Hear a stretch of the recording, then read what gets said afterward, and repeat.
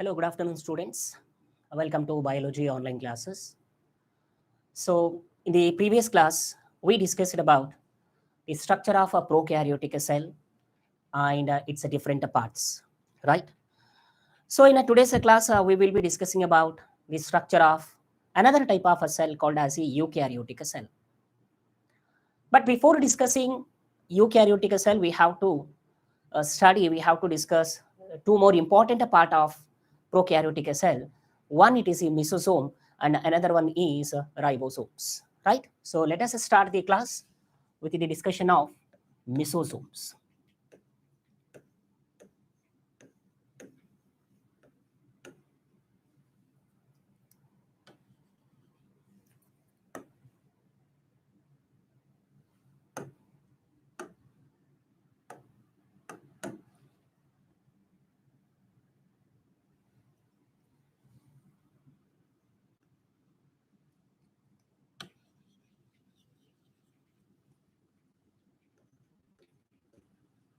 As we know that mesosomes are also one of the important parts of prokaryotic cell, and they are produced in a prokaryotic cell by the plasma membrane. See, let me recall you the things.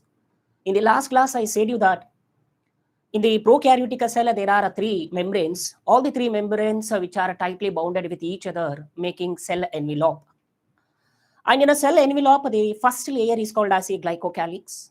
Below the glycocalyx, there is a cell wall. And below the cell wall, there is a plasma membrane.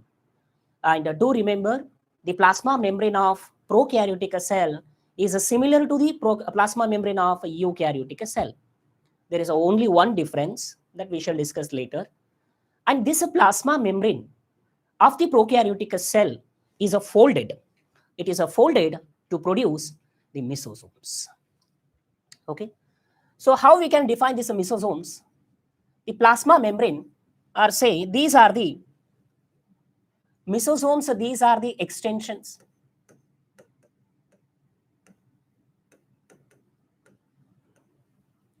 Are also called as the invagulation. These are the extension or invagulation of what? Plasma membrane.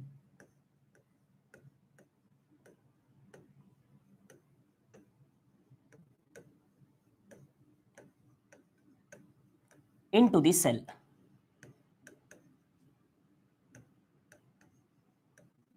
Into the cell. Right? So how these mesosomes are formed? Mesosomes are formed by the folding of or invasion or extension of plasma membrane, and these are present inside the cell. And these were first discovered by, there is a scientist, his name is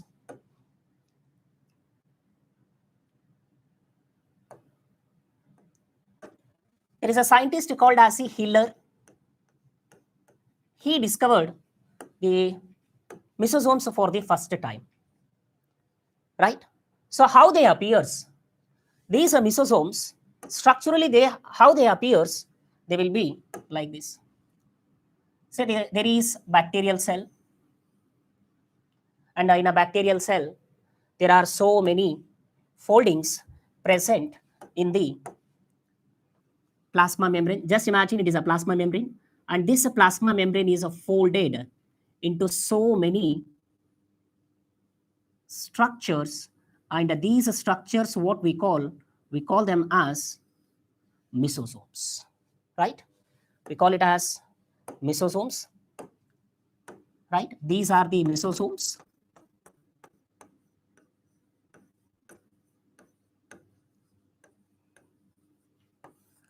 And as you know that they are produced by the folding of plasma membrane. And talking about their shape, mesosomes, basically they are having three types of shapes. They may be mesosomes, they may be tubular, or they may be vesicles.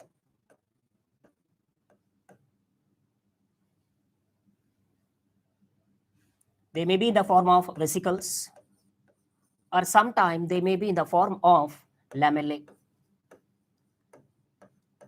So these are the different types of mesosomes. Okay.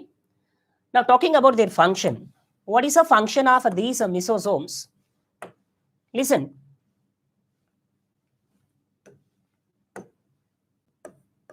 They have got some important functions.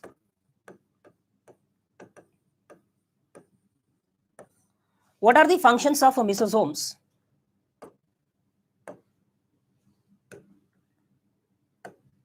The first function is mesosomes helps in formation of cell wall. They helps in formation of cell wall. Okay. And a second function of mesosomes is mesosome, it also helps in replication of DNA, right? It helps in a DNA replication and even the distribution of replicated DNA. It's a distribution. Here it means replicated DNA. It will be distributed to daughter cells.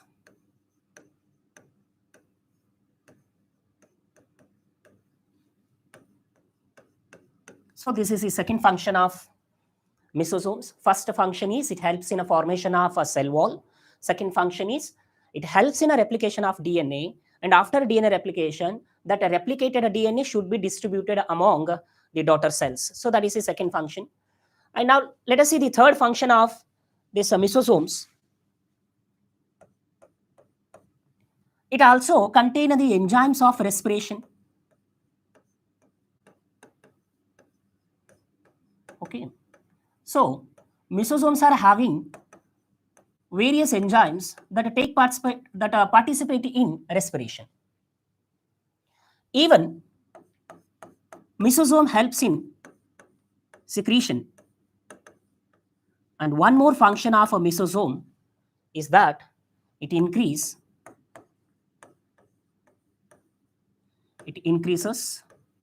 surface area. It increases what? Surface area. So students, these all are the functions of mesosomes in the bacterial cell. Okay. And you know that mesosome is one of the very much important concept from exam point of view, because in a NEET examination, many times the question was being asked with respect to the functions of mesosomes. Okay. And in addition to these mesosomes, bacterial cell is also having another important structure, that is ribosomes. It is the ribosomes.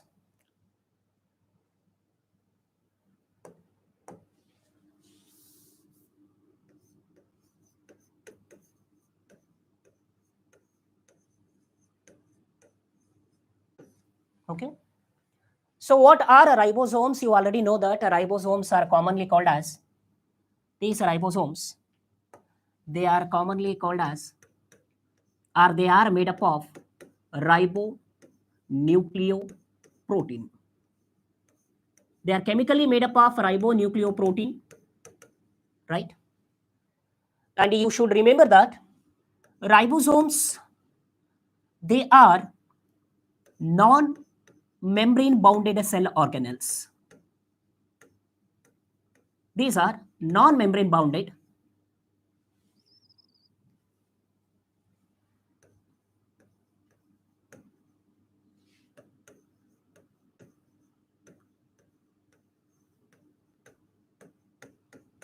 Okay. Why they are called as a non-membrane bounded organelle? Because they doesn't, or they are not being covered by any membrane. Hence, they are called as a non-membrane bounded organelle. And one more thing about this ribosomes are, they are called as a protein factory. Why they are called as a protein factory? As we know that ribosomes, their main function is they helps in a process. Name of the process is translation. Or you can say, in a general term, translation is also called as a protein synthesis, right? So what is the main function of ribosome? Ribosome helps in protein synthesis. That is why they are called as a protein factory, right? But there is a one difference between the ribosomes of a prokaryote and the ribosomes of eukaryote. What is that?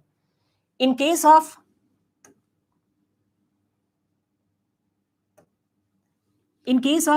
prokaryote, ribosomes are present in the form of polyribosomes. You will find ribosome in a prokaryote in the form of polyribosomes. These polyribosomes are also called as the polysomes. So what is the meaning of this polyribosome or polysomes? In order to understand this term, you should have idea about translation and what happens during translation. See, I already said you translation stands for protein synthesis.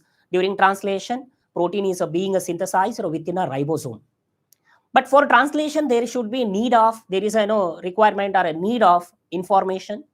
The information regarding a protein synthesis comes from RNA. That mRNA is called as the mRNA. So here mRNA means messenger RNA, right? And this messenger RNA, and it contains message about a protein synthesis. It has message about the polypeptide chain.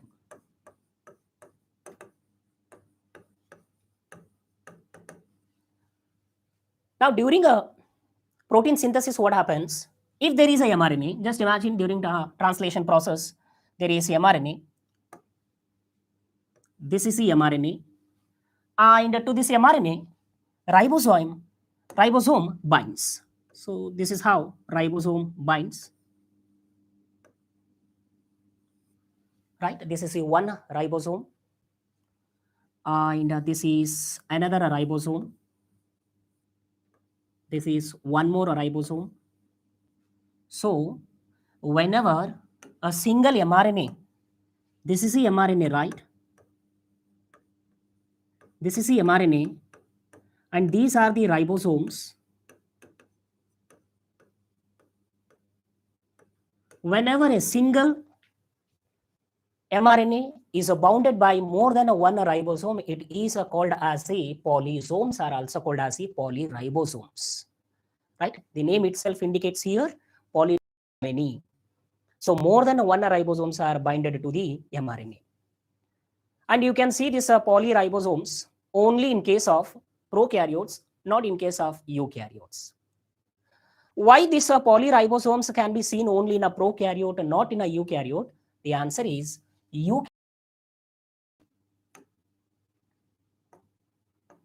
eukaryotic gene is called as the monocistronic. It is called as the monocistronic, whereas prokaryotic gene is called as the polycistronic.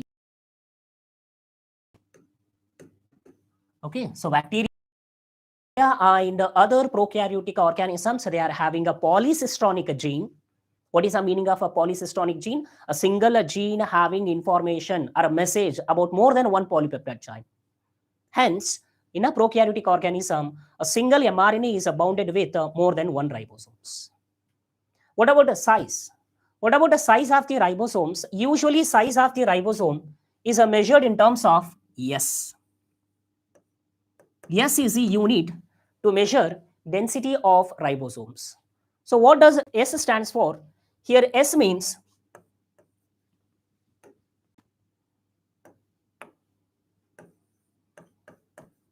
Swedberg. It is Swedberg's constant. It is called as the Swedberg constant. So usually the density of a ribosome is measured in terms of Swedberg constant. And there are two types of ribosome. One is called as the 70S and another one is called as the 80S. Here in prokaryotes, the ribosome present is 70S ribosome is present. In case of prokaryotes, ribosome is present and its size, its density gradient is a 70S. Okay. And even we know that each ribosome is made up of Each ribosome is made up of 2 units. If you take a ribosome,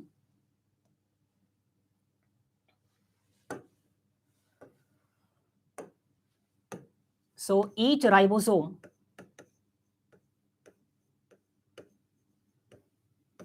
having 2 units. One is called as a large unit, large subunit, and another one is called small subunit.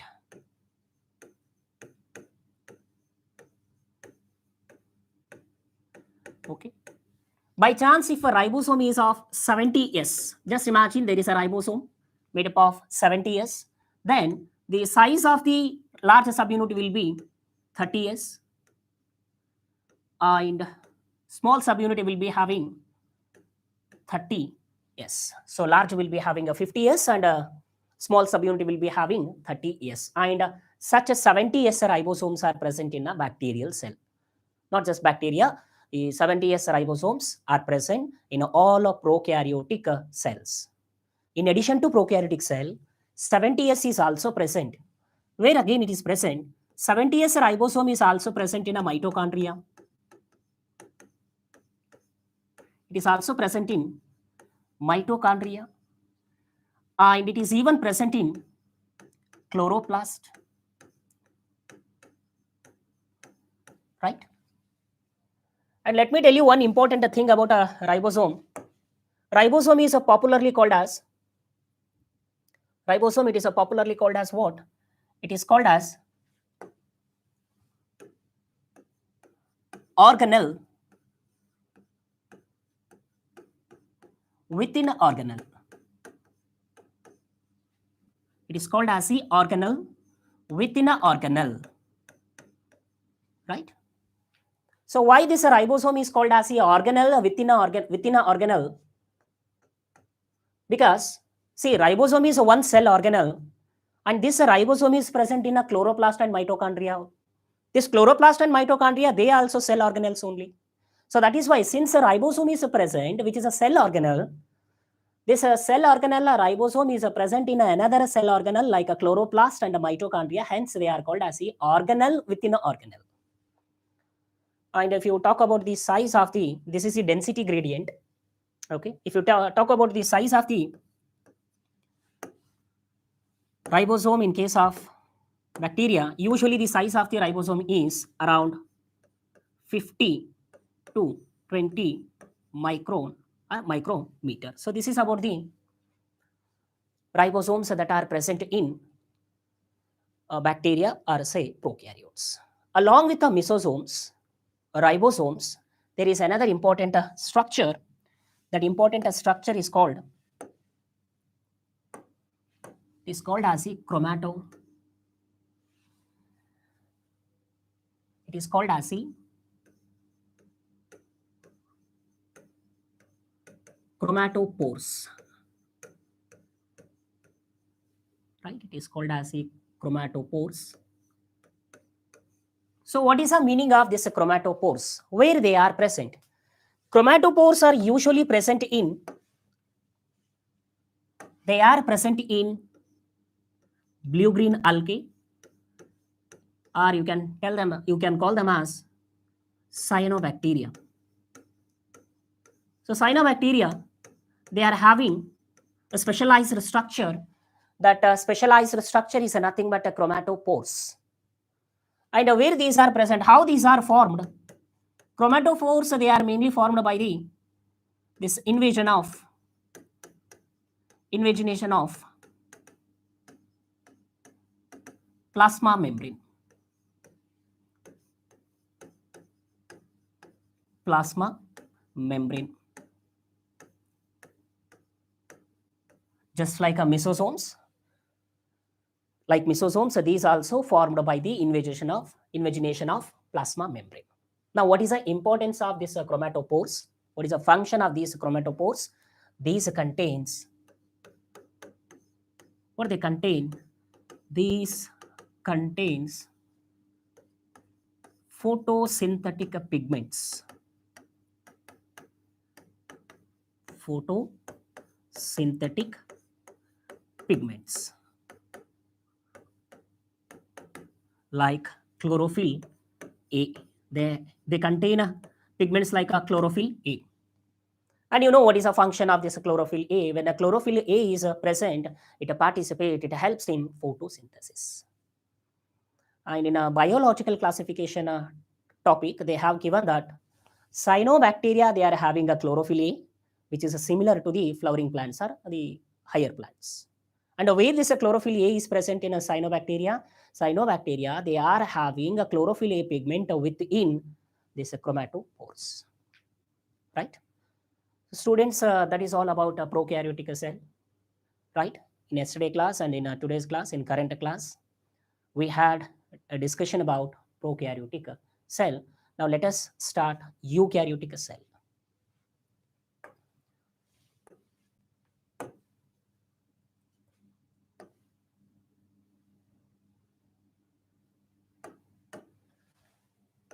So next it is eukaryotic cell.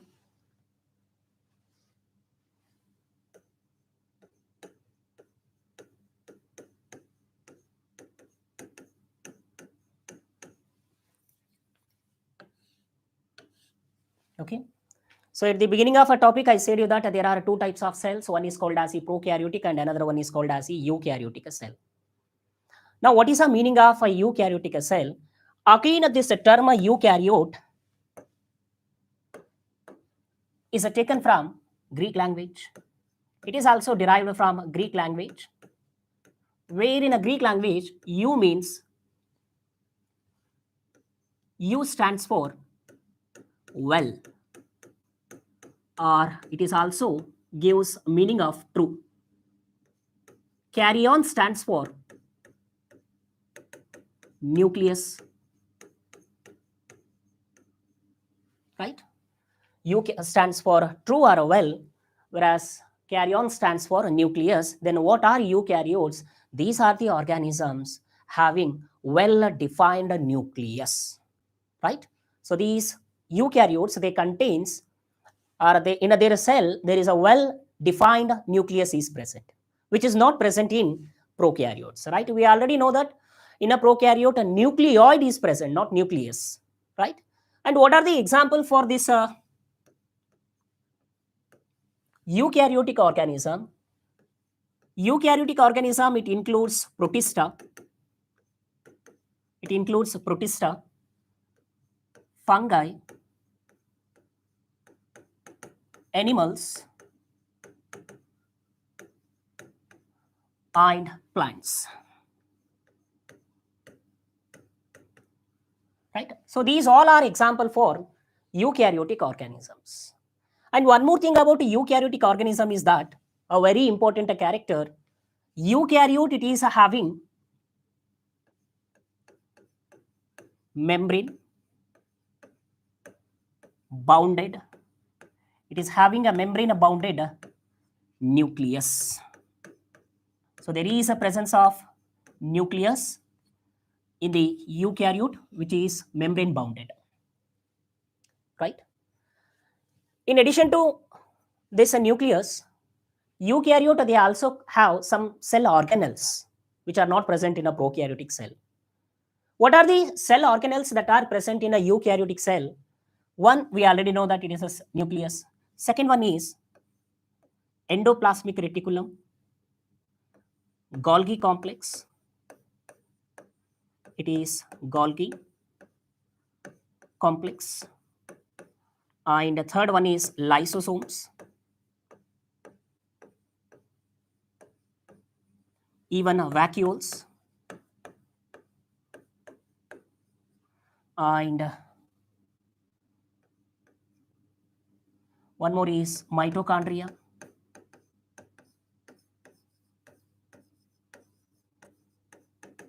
Another one is chloroplast.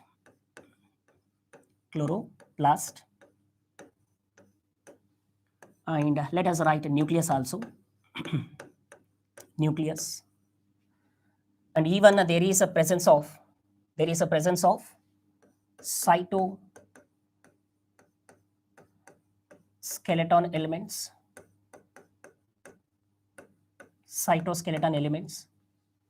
Okay. Even there is a presence of centriole, and even there is a presence of cell wall. So these all are the cell organelles that are present only in a eukaryotic cell. Okay, see how many cell organelles are there. And all these cell organelles are not at all present in a prokaryotic cell, except one cell organelle, that is the ribosomes. Let me write ribosomes also. Ribosome, it is only one cell organelle which is present in this prokaryotic cell, right? And again here I have written all the cell organelle with a particular pattern. What is the particular pattern that I have followed here?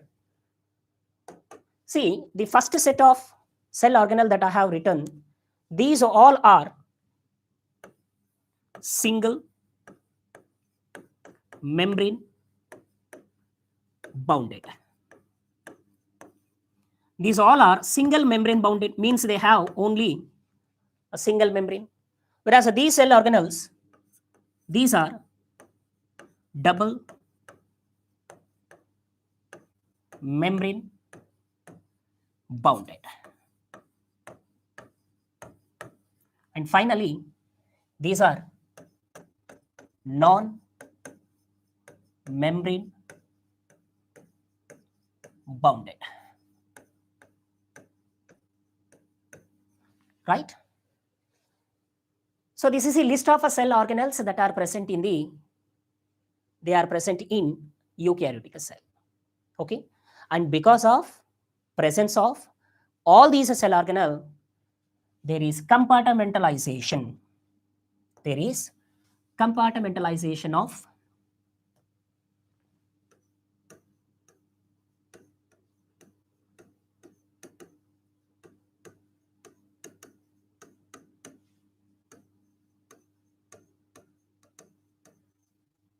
cell.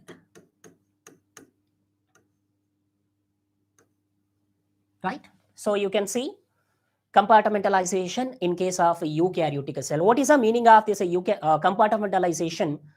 It means in case of a eukaryote, cell is divided into different regions, a different area or a different arena. Okay. Whereas in case of a prokaryote, entire cell is uniform.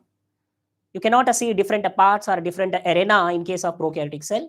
You will find that such a differentiation, or you can call it as a compartmentalization, only in case of eukaryotic cells. Right? And in addition to these all cell organelles, eukaryotic cell is also having cytoskeleton elements. Actually, this is not cell organelle, it is a part of the cell. Right? Cytoskeleton element, and even it is having one more important structure, that is the locomotory. These locomotory structures. Right? So these all are cell organelles. In addition to all these cell organelle, there is a cytoskeleton elements are present. Even there is a locomotory structures are present. Example for the locomotory structures, it is a cilia and flagella. Okay. So because of these all things, you will notice compartmentalization in case of eukaryotic cell. Now, what given for our syllabus? Next, what they have given? They have given the detailed information about all these cell organelles. We have to discuss each and every cell organelle, their structure, their presence, and their importance. So for our syllabus, they have given a first cell organelle, which is that it is cell membrane. It is the cell membrane. So we have to discuss the importance of cell membrane. Okay. So this cell membrane is also called as biomembrane. It has another name. It is also called as the biomembrane. Even it has got another name, plasma lemma. It is called as the plasma lemma. And students, for the first time, cell membrane was discovered by We already studied this name, Schwann, in the year of 1938. So this fellow, in the year of 1938, Schwann, who is from a British, he is a British zoologist, he discovered a cell membrane for the first time. But he did not give the name cell membrane. Cell membrane name was given by two more scientists, that is Nageli and another one is Kramer. So this Nageli and Kramer, they used the term cell membrane for the first time. Okay. And you know that what is a cell membrane and how it will be. Cell membrane is a layer that surrounds an entire cell. And most of the time we call this a cell membrane as a plasma membrane also. Okay, there is a generalized generalized concept that where we call cell membrane as plasma membrane also. But there is a minute difference between a cell membrane and a plasma membrane. What is the difference between a cell membrane and a plasma membrane? Cell membrane is a layer that covers entire cell, right? Entire cell is being covered by cell membrane. Then what is a plasma membrane? Plasma membrane is a layer that covers cell organelles. Okay. So plasma membrane is something that covers the cell organelles, whereas cell membrane covers entire this cell. But anyhow, in a most of the time, in a most books, they have given a generalized meaning for the cell membrane as plasma membrane only. I'm talking about how it is, right? How this structure of a cell membrane is there. The cell membrane, basically it is made up of three important chemicals. One, it is the carbohydrate, right? It is made up of three important compounds. One is carbohydrates,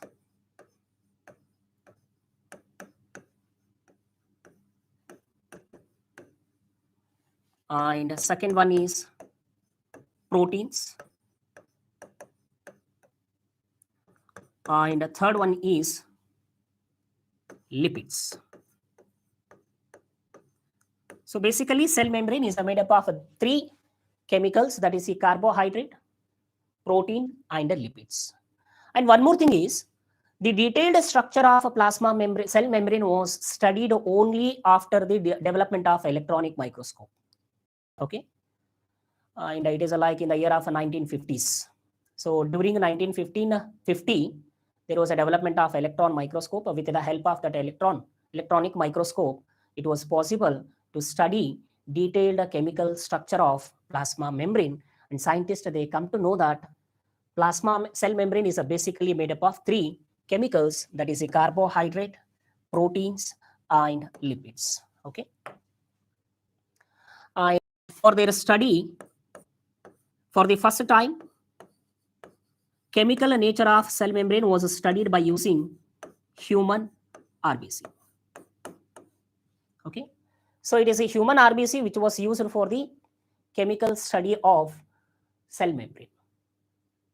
And as I said already, cell membrane is consists of three important chemicals, that is a carbohydrate, a protein, and a lipid. Lipid is very much important. Why?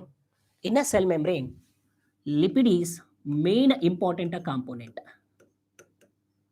And which type of lipid is present in a cell membrane? It is phospholipid,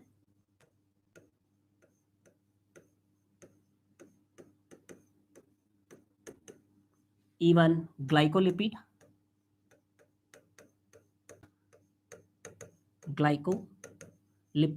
and another one is cholesterol.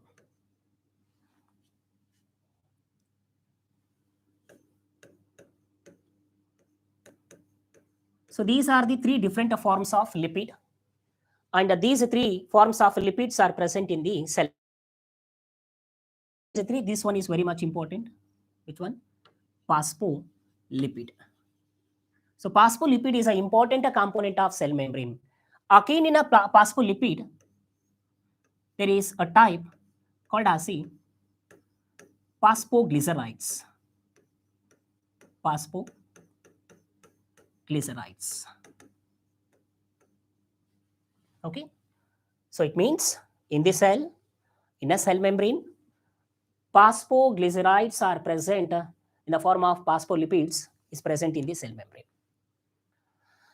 And again, if you take this phospholipid is present.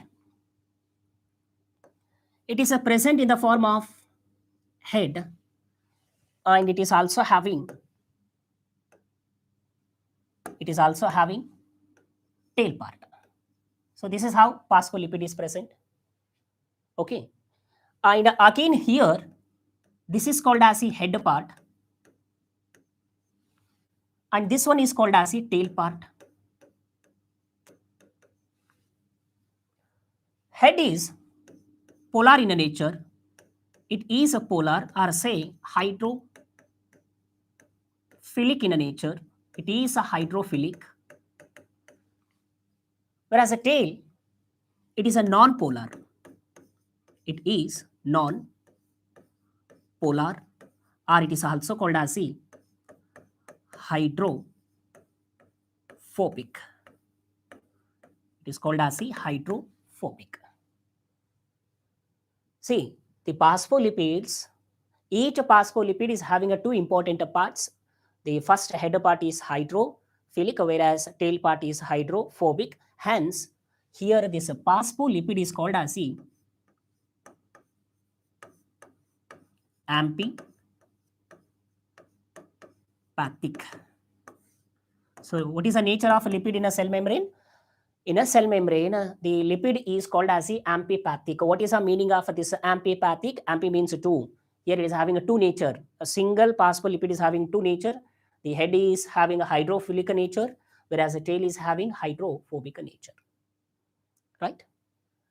And the percentage of protein and lipid, it varies from one cell to another cell. Okay. So the percentage of the lipid and the protein in a cell membrane, it is not constant to all cell. It varies from one cell to another cell. If you take a human RBC, in a human RBC, there's a protein. The protein percentage is like 52%. In case of a human RBC cell membrane having 52% of protein, whereas lipid, how much of lipid is present? It is a 40%. And carbohydrate,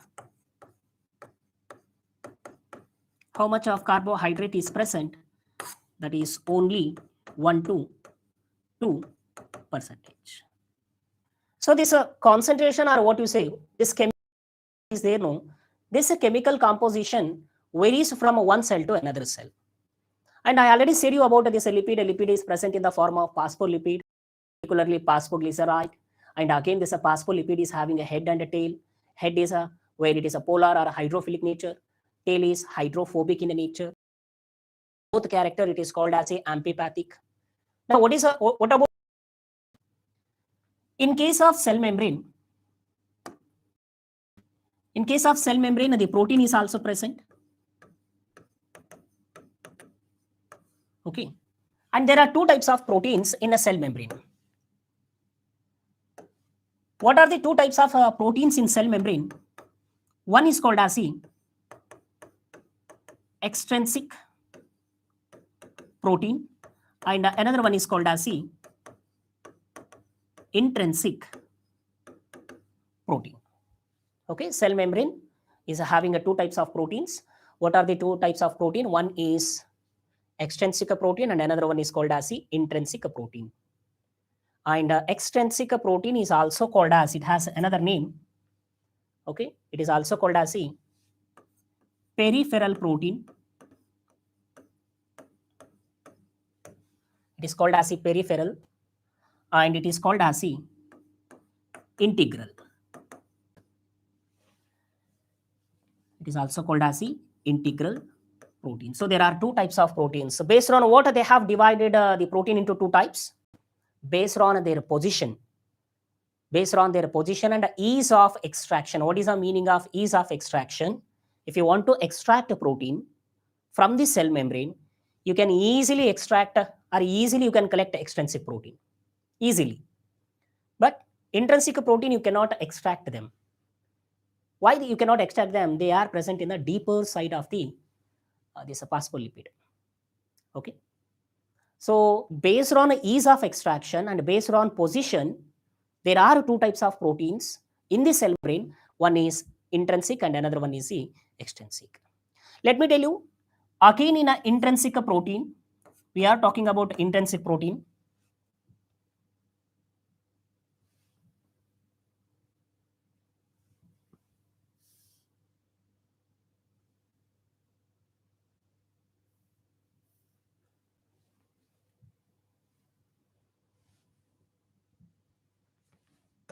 Again in this intrinsic protein, there are two types.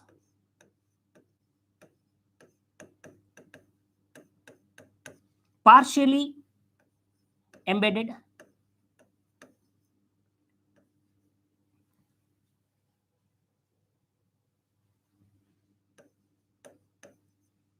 and completely embedded.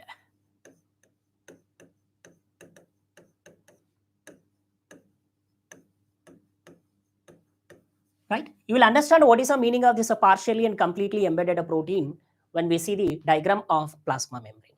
Okay. So one, it is first important component of cell membrane is phospholipid. The second important component of cell membrane is protein. After protein, the third important component of cell membrane is, you know that it is the carbohydrate. Cell is also having carbohydrates.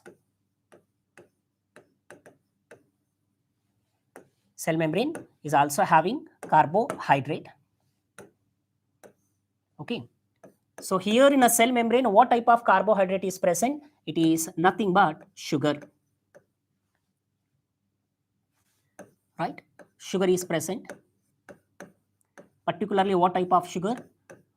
Oligosaccharides. Right? Oligosaccharides are present in the form of sugar. The carbohydrate is present in the cell membrane. Again, there are two types of sugars. One is, say, glycolipids.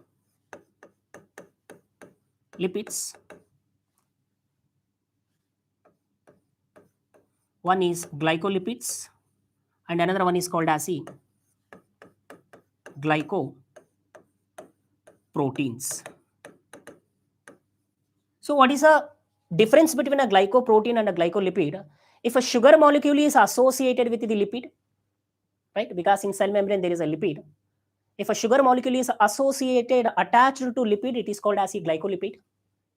If the sugar molecule is attached to proteins, then it is called as a glycoprotein.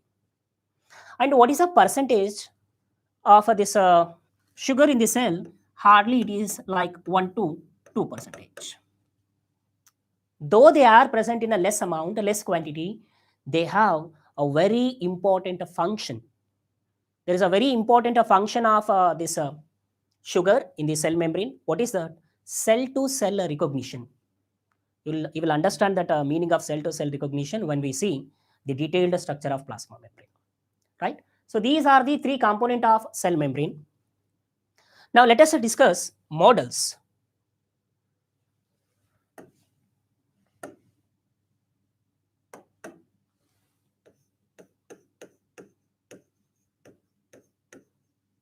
Models of cell membrane. What is the meaning of this models of cell membrane? See, various scientists, they tried their best to explain the structure of a cell membrane. Right? Different scientists, they approached, they proposed different theories in order to explain the structure of cell membrane. And there are three important theories, or there are three important structure of cell membrane. So the first one is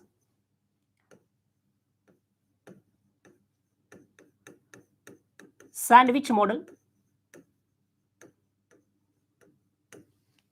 The second one is unit membrane concept. Unit membrane concept. And the third one is very famous model, widely accepted, that is the fluid mosaic model. So these are the three models that tried to explain. These three models, they tried to explain the structure of cell membrane. Okay, and now currently at present, the widely accepted theory is fluid mosaic model, right? But before that, let us discuss this sandwich model of cell membrane. This sandwich model of cell membrane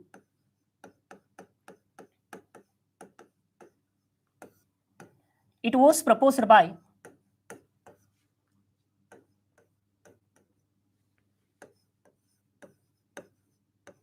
two scientists, Danieli and Davison,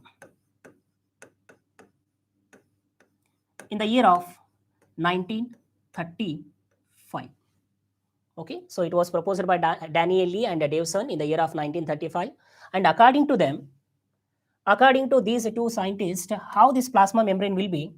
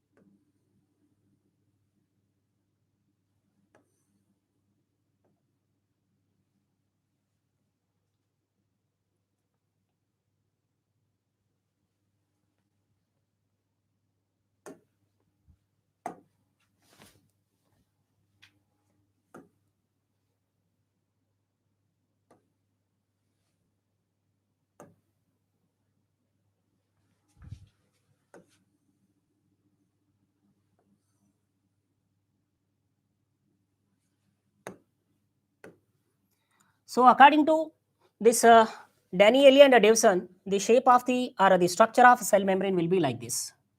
So they believed that cell membrane is having protein layer, and there are two lipid layers, that is a phospholipid layers, right? This is a lipid layer, say outer lipid layer, and it is the inner lipid layer. Okay, so according to this sandwich model of cell membrane structure, cell membrane is made up of only two chemicals. One is a phospholipid and another one is a protein. And again there is lipid bilayer. There are two layers of lipid, and both lipid layers they are present on either side of the protein. Or in another way, you can say protein is being sandwiched, or it is being covered by, on both sides it is covered by lipid layer, right? It is just like, all the salads, they are kept in between two breads while making this sandwich. In between two bread slice, vegetables or a salad is being kept. The same way, here it is like a bread slice, lipid layers, there are two, and in between them there is a protein layer. So that is why it is called as a sandwich model proposed by Daniel and Davison in the year of 1935. Anyhow, it was not accepted by various scientists. After this, there is another scientist.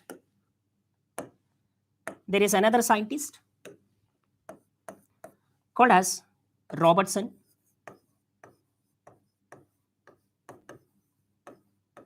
This fellow Robertson, in the year of 1959, he proposed unit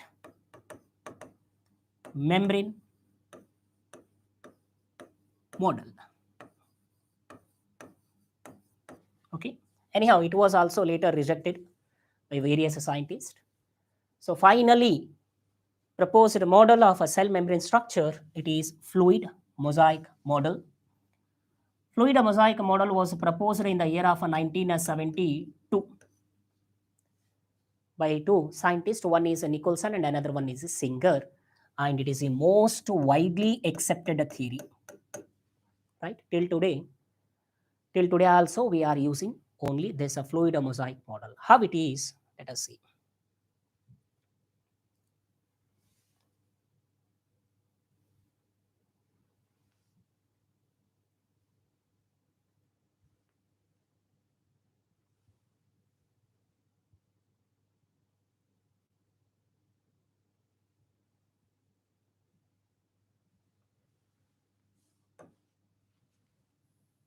Yes, so this is a widely accepted theory or model that explains structure of plasma membrane or cell membrane. Say cell membrane. Okay. So this theory or this model, what it is called as?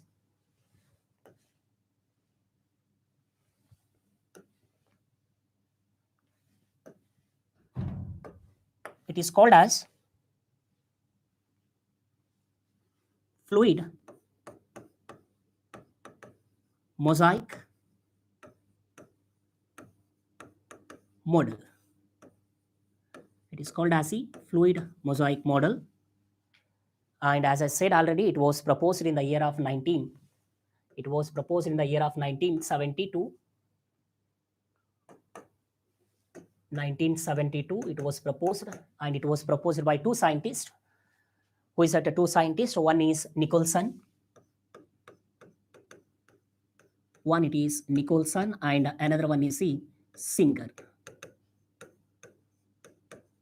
And what they said, according to Nicholson and Singer, there are two layers of lipid. See, this is a one layer completely. This is a one layer of lipid, and this is another layer of lipid. So there are two layers of lipid. Hence, this is also called as a lipid bilayer. And what type of lipid is present? I already said you the presence of the type of lipid in a cell membrane. It is a phospholipid. And again, we already discussed that these all are cell membrane. It is a phospholipid. And again, we already discussed that these all are phospholipid, right? These all are phospholipid only. And if you consider each phospholipid molecule, it is having a head and it is having a tail. We already know that head is polar in nature, which is hydrophilic, and the tail is hydrophobic. And this hydrophobic tail is present inside. There is one advantage. Hydrophilic head is present outside. Hydrophilic tail is present inside. The presence of a hydrophobic tail inside having one advantage, that is these tails are protected from aqueous environment. If by chance there is an aqueous environment, from that aqueous environment, aqueous surrounding, these tails are protected because they hate water. Okay. And these are the lipids. Okay. And in addition to lipid, there is a protein. These are the proteins. See, these all are the proteins. I already said you that. Again, there are two types of proteins. What are the two types of proteins? One is integral protein, and another one is called as the peripheral protein. So, what is the meaning of the integral protein and the peripheral protein? Integral protein, they found inside the lipid bilayer. See, these all are integral protein. Why they are called as the integral protein? Because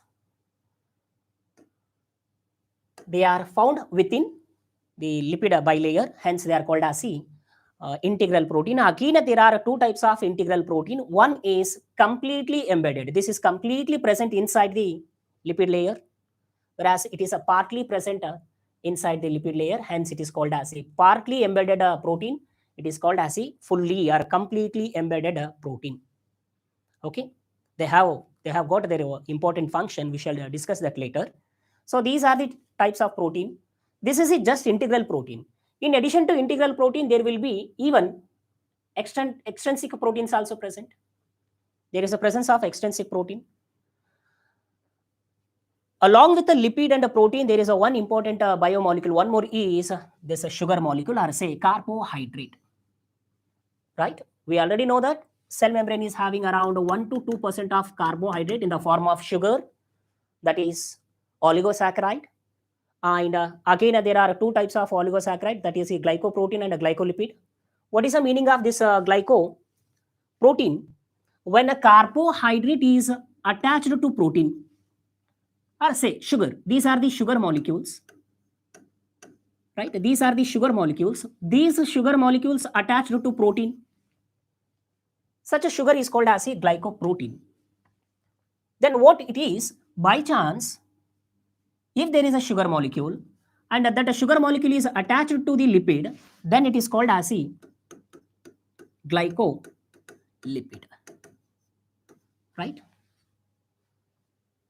Plus, there is a presence of cholesterol also. There is a presence of cholesterol. So these are the cholesterol. Yes, this green color part is cholesterol, right? So totally, there is a phospholipid, there is a cholesterol, even there is a glycolipid. There are intrinsic and extrinsic protein. Okay, there is even the carbohydrate in the form of sugar. And Nicholson and Singer, what they said that the nature of a plasma membrane is like a quasi-fluid. They believed that the nature of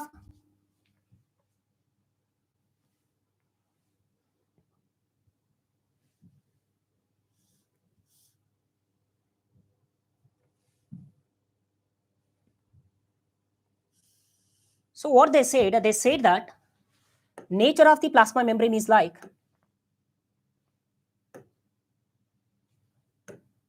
quasi-fluid.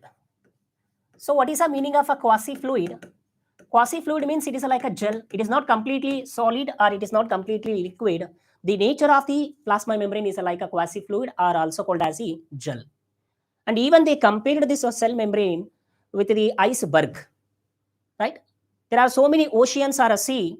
In a sea, what happens? There will be icebergs which are floating, right? A sea or an ocean having a floating iceberg, the same structure you will find in plasma membrane. Or you can, we can consider our Indian example. In Indian, the famous sweet is jamun, gulab jamun. So when this is prepared, no, it contains two important component. One is a fluid, sweet, and another one is that jamun. So that gulab jamun will be floating in that liquid. So here, the same structure you will find in plasma membrane, where the proteins, they are like a gulab jamun, and they are floating. They are floating in a sweet liquid that is called as a phospholipid, right? So that is why Nicholson and Singer, they say that the proteins that are present in a cell membrane, they are like iceberg. They are like iceberg. Okay, proteins present in cell membrane, they are like iceberg, and they are floating. They are floating in the liquid phase that is called as a lipid. Okay, so this is all about the fluid mosaic model. After this fluid mosaic model, they have given the functions of plasma cell membrane. So